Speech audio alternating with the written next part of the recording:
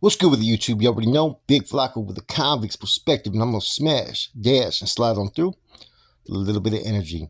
Please like, subscribe, comment, do all those things to help support this channel. Hit that bell notification for future fire content.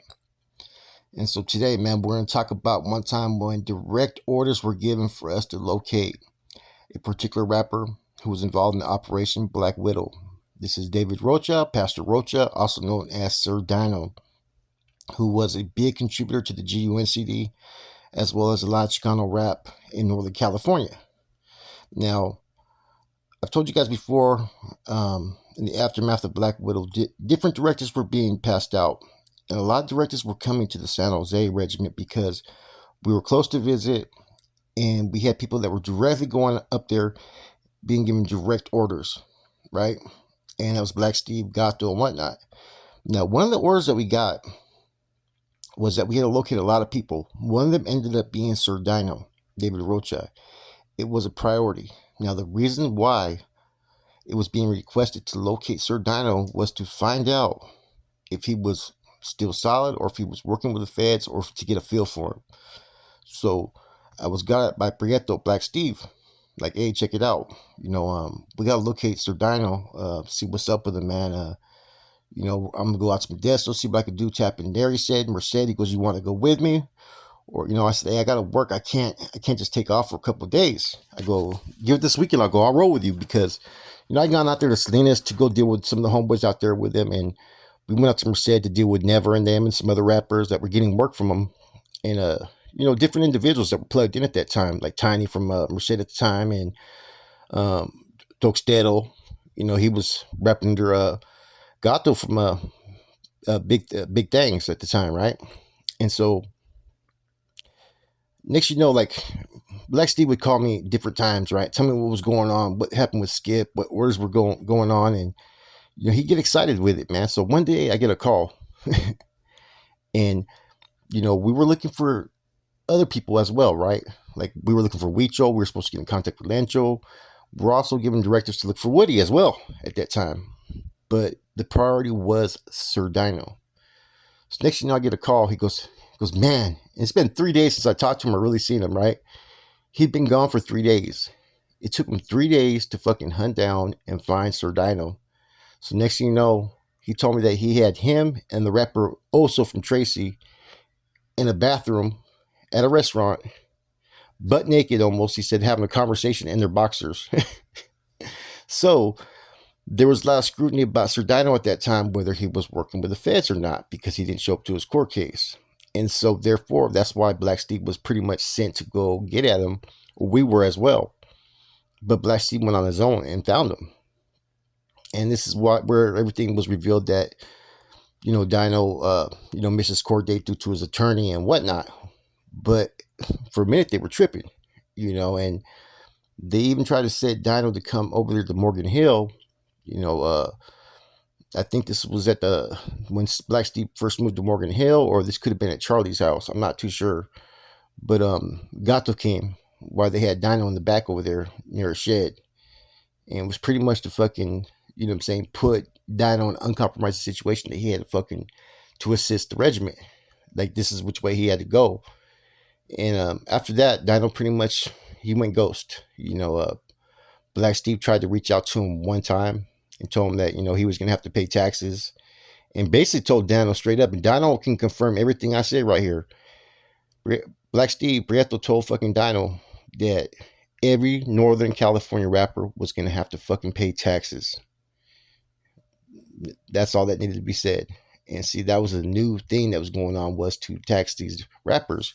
Now, Woody was already contributing, right? But Skip and Corny and all them wanted all these people to abandon their channels and to plug directly in with them. So whoever fucking, Woody was paying, that didn't mean shit at the time.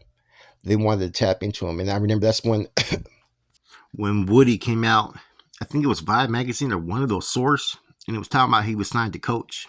And that was a big deal, man. The first North Daniel rapper that was being put on like a Vibe or Source magazine. And we're talking about, man, like, this is the next person we're gonna have to fucking locate.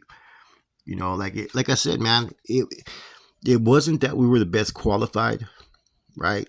to as far as to go out there and get a hold of these people and do what we had to do is that we were the most accessible. There was a lot of people that weren't in contact at that time, and because Goose and Chico just left the streets and we were still left out there, that was big, man. Now that I reflect back upon it, I think this was a crucial part of the changes in the streets, the street politics, and getting others involved, because now the NF was taxing people that were outside the norm. Because before that, man, the NF would only tax those that were fucking major fucking drug dealers, people that own businesses for protection, and those type of rackets. Now it was progressing to the streets, and you started seeing people that were tied into the streets that were being involved. Years before, like I said before, it was very rare to function on the Gaius as a Hermano or a Northerner. You'd have to go through a probationary period. You'd have to be on a high scale of doing things to even be involved at that time. Nowadays, everybody's involved. Everybody's, working with a regiment or assisting the regiment. It's not as a privilege as it was before, or an honor. Back then it had a meaning, and there was a lot more things that were going on at that time. I think at that time it was a lot better because the squads and crews were very small. Therefore, those that were fucking committed got that recognition that they seeked. Because a lot of people want that recognition. They want to be looked at in high regard and with respect. And if you're out there fully committed to the Gaius, to an organization, hey, not everybody's doing this for free. Some people like to be recognized for their efforts. You know what I'm saying? And that's the truth of it. And therefore, back then you had an elite squad of individuals that were functioning on an elite level. Basically, like Granales, whether you were Northern or North Daniel or fucking whatever you were, if you were working with a regiment, you were falling under the laws of the NF. You had the status of an NF member. Therefore, you were to uphold that to the fullest. Now they just let anybody function. That's why you have fucking so many people that are fucking caught up in these indictments.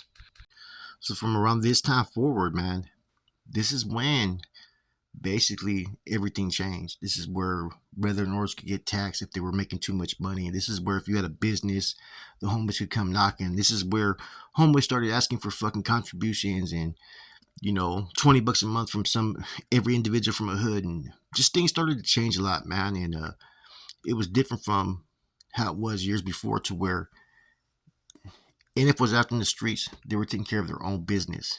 If you weren't doing anything that was on a high scale end of things that they needed to tax you for, or for protection, they stayed away from all the North Daniel politics out there in the streets.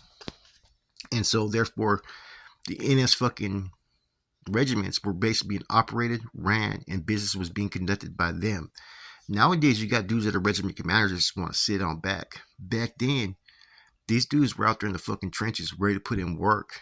The same dude that could be running San Jose could be the same one that's going to go commit a fucking whacking, man.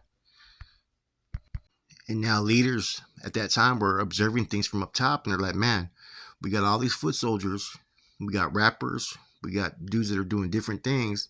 Let's tap in. We're going to have these dudes kicking a percentage of what they're making out there on the streets. And basically took a page out the MA, basically, with the taxation. But see, they never used the word tax. It was always contribute. Even when fucking Dyno was approached about how he had to kick in, it was never mentioned as tax, but the way it was starting to seem was like, man, we're taxing our own gente. It was contribute. And was explained in such a fashion like, kind of similar to how fucking Samuelino's kite was. You're going to come to our county jails, you're going to take from our tiendas. You know what I'm saying? You're going to be expected, if you're over here fucking prospering, to fucking kick into the mob. And that was a sales pitch every fucking time, man. And it's how we obtain so many different resources, man. So nowadays these regiments are operating a little bit different. They're more tapped in. You know what I'm saying? And the hood's more tapped in. But a lot of that started around this time frame, man. Probably about the mid 90s though. But I know Operation Black Widow, it pretty much forced the hand of a lot of different areas, man. And this is a story about how we had to get at Sir Dino, man, and with the homeboy Black Steve. Fucking located him after fucking 3 days. I will never forget the call. He's like, man, he goes, I got these two fat motherfuckers sitting in the bathroom. Fucking, we're basically in our boxers having a conversation. I started laughing my ass off, man. But if you know Steve, that's how he is. And that call will come in randomly, like 3 o'clock in the morning out of nowhere.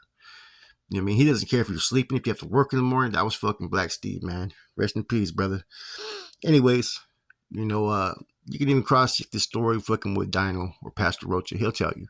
With that said, it's your boy Flacco, Convict's Perspective. I'm gone.